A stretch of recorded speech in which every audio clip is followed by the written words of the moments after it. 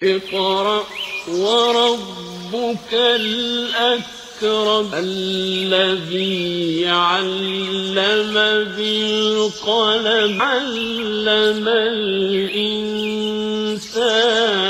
ما لم يعلم۔ ٹماٹر کی قیمتیں آسمان کو چھو گئیں، پریشان عوام نے ٹماٹر کی جگہ ٹومیٹو سوس استعمال کرنا شروع کیا۔ بی جے پی کے خلاف بات کرنے والوں کو غداری کے مقدمات میں پھنسایا جاتا ہے، سی پی آئی لیڈر ڈاکٹر کے نارائن کا خطاب۔ صدارتی انتخابات میں این ڈی اے امیدوار رام ناتھ کووند کی جیت یقینی۔ علی گڑھ میں مذبح خانے کھولنے پر تنازع، اکھل بھارتیہ ہندو مہاسبھا کا احتجاج۔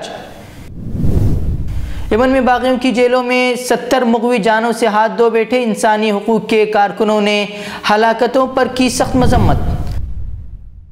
مسجد اقصی پر تالے ڈالیں یا کھولیں، یہ ہمارے کنٹرول میں ہے، اسرائیلی وزیر کا بیان۔ اب خبریں تفصیل سے۔ بھٹکل۔ گزشتہ 3 ہفتوں سے ٹماٹر کی قیمتیں آسمان کو چھو رہی ہیں۔ ضلع شمالی کینرا سمیت اڈپی اور جنوبی کینرا ضلعوں میں ٹماٹر کی قیمتوں میں روز بروز اضافے سے عوام کی جیبیں ڈھیلی ہو رہی ہیں۔ ایک ماہ قبل جہاں ٹماٹر کی قیمت 15 سے 20 روپے تک محدود تھی، وہ اب تجاوز کرتے 70 سے 80 تک پہنچ گئی ہے۔ سبزی فروشوں کے مطابق اگر بارش اور دھوپ کی یہ آنکھ مچولی جاری رہی تو ٹماٹر کی قیمتوں میں مزید اضافے کا امکان ہے۔ تھوک میں بیچنے والے کاروباری حضرات کا کہنا ہے کہ ٹماٹر کی کوئی خاص قلت بھی نظر نہیں آ رہی ہے، لیکن اس کے باوجود ٹماٹر کی قیمتوں میں اضافے کے کوئی معنی سمجھ میں نہیں آ رہے ہیں۔ ریٹیلروں کا کہنا ہے کہ ٹماٹر کی قیمت آسمان کو چھونے کی وجہ سے ٹماٹر خریدنے میں کوئی دلچسپی نہیں دکھا رہا ہے اور ایک بڑی تعداد ٹماٹر سوس خرید رہی ہے۔ شادی کی دعوتوں میں لوگ باقاعدہ ٹماٹر کی جگہ ٹومیٹو سوس خریدتے نظر آئے۔ اس ہفتے بڑھتی قیمت کی وجہ سے عوام بھٹکل میں اتوار کو لگنے والے سنت مارکیٹ کا انتظار کر رہے تھے، جہاں اشیاء تھوک میں بیچی جاتی ہیں، لیکن سنت مارکیٹ میں ٹماٹر کی قیمتوں میں مزید اضافہ دیکھا گیا اور عوام صرف ٹماٹر کی قیمت پوچھتے نظر آئے۔ فکر خبر سے بات چیت کرتے ہوئے کئی لوگوں نے بتایا کہ ہم نے کبھی بھی سنت مارکیٹ کا پورا چکر نہیں کاٹا، لیکن ٹماٹر کی قیمت پوچھنے کے لیے ہم نے ترکاری کی ایک بھی دکان نہیں چھوڑی۔ بعض لوگ یہ کہنے سے بھی نہیں چوکے کہ امسال پیاز نے تو عوام کے آنسو نہیں بہائے، لیکن ٹماٹر کی قیمت نے تو رونے پر ہی مجبور کر دیا۔ حیدرآباد۔ سی پی آئی قومی عاملہ کے رکن ڈاکٹر کے نارائن نے ہجوم کے ہاتھوں بے قصور مسلمانوں کی ہونے والی ہلاکتوں کے خلاف سٹیزن فورم کے زیر اہتمام بشیر باغ پریس کلب میں منعقدہ جلسے عام سے خطاب کرتے ہوئے کہا کہ جو بھی بی جے پی کے خلاف بات کرتا ہے اس کو ملک سے غداری کے مقدمے میں پھنسانے کی سازش کی جاتی ہے۔ انہوں نے اس موقع پر J N U student union leader Kanhaiya Kumar کی مثال پیش کی اور کہا کہ کنہیا کمار اور ساتھیوں نے مرکز کی بی جے پی حکومت کے خلاف آواز اٹھائی تو فرضی مقدمات میں اس کو پھنسانے کی کوشش کی گئی۔ مسٹر نارائن نے کہا کہ ہندوستان میں گوکشی پر برہمی کا مظاہرہ اور باضابطہ اور اعلانیہ طور پر امریکہ میں گائے ذبح کی جاتی ہے، مگر وہاں پر جاتے ہیں تو امریکہ اور وہاں کے لوگوں کی تعریفیں کی جاتی ہیں۔ انہوں نے مزید کہا کہ مذہب کے نام پر عوام کو مشتعل کرتے ہوئے مودی حکومت اپنے کیے ہوئے وعدوں کو فراموش کرنے کا کام کر رہے ہیں۔ ڈاکٹر نارائن نے کہا کہ مذہب کے نام پر تشدد اور بے قصور لوگوں کے ساتھ جمہوری ہندوستان کی روایتوں کا حصہ نہیں ہے اور ہم اس کو ہرگز برداشت نہیں کریں گے۔ مودی حکومت کسانوں کا قرضہ معاف کرنے سے تو گریز کر ہی رہی ہے، مگر کارپوریٹ طبقے کا ہزاروں کروڑ کا قرضہ معاف کر دیا گیا ہے۔ انہوں نے کہا کہ ایک طرف تو مذہب اور گائے کے نام پر بے قصور لوگوں کو نشانہ بنایا جا رہا ہے تو دوسری جانب نوٹ بندی اور جی ایس ٹی کے نام پر غریب اور متوسط طبقے کے لوگوں کا عرص حیات تنگ کر دیا گیا ہے۔ انہوں نے مزید کہا کہ افسوس کی بات تو یہ ہے کہ آؤٹ سورسنگ ملازمین پر بھی جی ایس ٹی لاگو کر دیا گیا ہے۔ انہوں نے کہا کہ سیکولر طاقتوں کو منظم ہو کر سیاسی نظام کا حصہ بننے کی ضرورت ہے۔ انہوں نے مزید کہا کہ سیاسی نظام کی اہمیت اور افادیت کے متعلق عوام میں شعور بیداری کی ضرورت ہے۔ نئی دہلی۔ ملک کے 14ویں صدر کے لیے پارلیمنٹ ہاؤس اور ملک کے مختلف ریاستوں کی اسمبلیوں میں ووٹنگ شام 5 بجے ختم ہو گئی ہے۔ اہم مقابلہ این ڈی اے امیدوار رام ناتھ کووند اور یو پی کے امیدوار سابق لوک سبھا اسپیکر میرا کمار کے درمیان ہے۔ تاہم اس الیکشن میں این ڈی اے امیدوار کی جیت یقینی مانی جا رہی ہے کیونکہ کووند کو این ڈی اے کے علاوہ دیگر متعدد پارٹیوں کی بھی حمایت حاصل ہے۔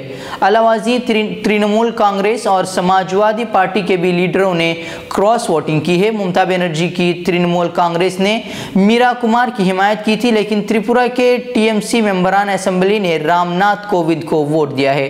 تریپورہ ممبر اسمبلی آشیش ساہا نے کہا کہ انہوں نے سی پی آئی، کانگریس اور ٹی ایم سی کے جرائم کے خلاف احتجاج کے طور پر رام ناتھ کووند کو ووٹ دیا ہے۔ یو پی میں ملائم کنبے میں اختلاف صدارتی انتخابات میں بھی نظر آیا۔ اکھلیش کی اپیل کے باوجود شیوپال نے کھلے عام کراس ووٹنگ کی۔ شیوپال یادو نے کہا کہ نیتا جی کے اشارے پر میں کووند کو ووٹ ڈال رہا ہوں اور سماجوادی پارٹی کے دیگر اراکین اسمبلی اور ممبران پارلیمان بھی کووند کو حمایت میں ووٹ ڈالیں گے۔ میرا کمار نے مجھے حمایت نہیں مانگی، کووند نے مانگی تھی۔ کووند زیادہ سیکولر ہیں اور سماجوادی بھی ہیں۔ پارٹی نے میری کوئی رائے نہیں لی تو میں پارٹی کی بات کیوں تسلیم کروں؟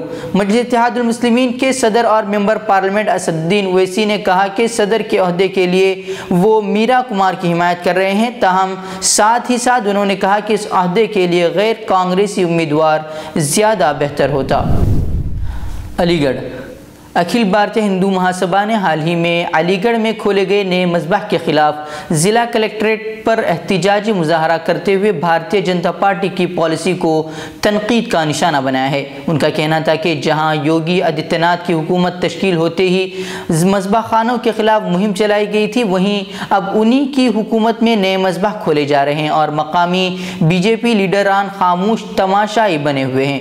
ہندو مہاسبھا نے الزام عائد کیا کہ مقامی بی جے پی لیڈران کی خاموشی رضامندی ظاہر کرتی ہے۔ اکھل بھارتیہ ہندو مہاسبھا نے وزیر اعلیٰ یوگی آدتیہ ناتھ کے نام موسوم ایک عرضداشت بھی ضلع انتظامیہ کے سپرد کی۔ اس موقع پر ہندو مہاسبھا کے شہر انچارج سچن شرما نے کہا کہ علی گڑھ کے تالسپور میں الہلال کے نام سے نیا مذبح کھلا ہے جو بی جے پی کے دور حکومت میں ہی شروع ہوا ہے۔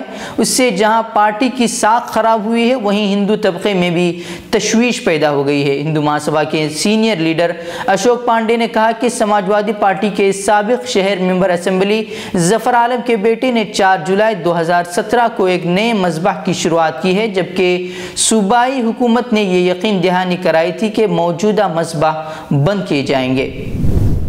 صنعاء یمن میں آئینی حکومت نے انکشاف کیا ہے کہ حوثی اور معزول صالح کی ملیشیاؤں کے ہاتھوں بدترین غیر انسانی تشدد کا نشانہ بن کر قید خانوں میں 70 سے زیادہ مغوی ہلاک ہو چکے ہیں۔ انسانی حقوق کی یمنی وزارت نے اپنے ایک بیان میں 36 یونیورسٹی اساتذہ، انسانی حقوق کے کارکنان اور میڈیا سے تعلق رکھنے والی شخصیات کے خلاف باغیوں کی کارستانیوں کی سخت مذمت کی ہے۔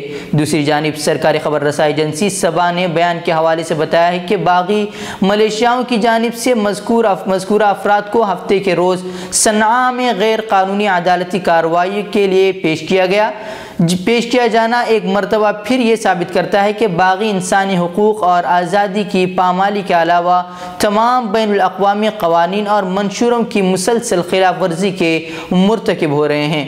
یمنی وزارت نے ملیشیاؤں کی طرف سے عدالتی کارروائیوں کو مذاق قرار دیا، جہاں سماعت کے آغاز کے 10 منٹ بعد ہی موت کی سزا سنائی جاتی ہے۔ علاوہ ازیں نام نہاد جج مغویوں کے بیانات اور تشدد کا نشانہ بننے کے حوالے سے ان کے دعووں پر نظر بھی نہیں کرتے ہیں۔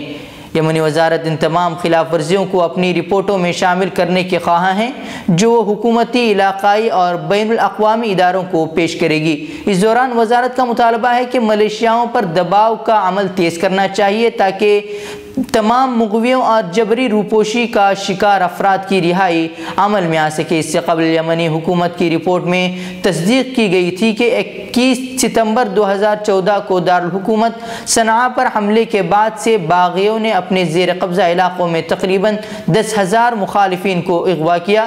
انسانی حقوق کی خلاف ورزی پر نظر رکھنے والے یمنی اتحاد نے ایک رپورٹ میں بتایا ہے کہ ملیشیاؤں کی قید میں موجود 40 افراد وہ ہیں جن کو سوشل میڈیا، ویب سائٹ پر یمن میں بغاوت کو تنقید کا نشانہ بنانے کے سبب حراست میں لیا گیا ہے۔ رپورٹ کے مطابق باغیوں کے زیر انتظام قید خانوں کی تعداد 484 کے قریب ہے، ان کے علاوہ 10 خفیہ جیلیں بھی ہیں۔ فلسطین، اسرائیلی وزیر داخلہ نے مسجد الاقصی بند کرنے کے بارے میں کہا ہے کہ اس کا کنٹرول ہمارے ہاتھ میں ہے اور اسے کھولنے یا بند کرنے کا فیصلہ بھی ہم کو ہی کرنا ہے۔ صہیونی وزیر نے اردن میں اسرائیل مخالف مظاہرے سے متعلق واضح الفاظ میں کہا کہ مسجد الاقصی ہماری حاکمیت میں ہے، لہٰذا کوئی دوسری ریاست اس بارے میں کیا کہتی ہے ہمیں اس کی کوئی پرواہ نہیں ہے۔ یاد رہے کہ گزشتہ جمعے کے روز مسجد الاقصی کے احاطے میں اسرائیلی فوجیوں نے 3 فلسطینی نوجوانوں کو گولی مارنے کے بعد مسجد پر تالے ڈال دیے تھے۔ اسرائیل نے مقبوضہ بیت المقدس میں مسجد الاقصی میں مسلسل تیسرے روز فلسطینیوں کے داخلے پر پابندی برقرار رکھی ہے۔ اسرائیلی حکام نے دروازوں پر کیمروں کی تنصیب تک مسجد الاقصی کے حکام کو بھی داخل ہونے کی اجازت نہیں دی۔ آج نماز ظہر مسجد الاقصی کے باہر ادا کی گئی۔ قبل ازیں اسرائیل نے کہا تھا کہ مسجد الاقصی کو اتوار کے روز بتدریج زائرین اور نمازیوں کے لیے کھول دیا جائے گا۔ کیا آپ اپنے نئے گھر کے لیے ڈائننگ ٹیبل کھوج رہے ہیں؟ Sofa set, tea table, cabinet الماریوں سے اپنا نیا گھر سجانا چاہتے ہیں تو جلدی کریں۔ مدینہ کالونی میں واقع علی ایجوکیشنل بک ہاؤس میں آپ کو رعایتی داموں کے ساتھ بہترین اور عمدہ کوالٹی کے sofa set, dining table, cabinet الماریاں، ٹی ٹیبل اور نت نئے ڈیزائن کے آپ کے پسند کے فرنیچر دستیاب ہیں۔ جلدی کیجیے، محدود اسٹاک ہے۔ رابطے کے لیے اس نمبر کا استعمال کریں 8150939399۔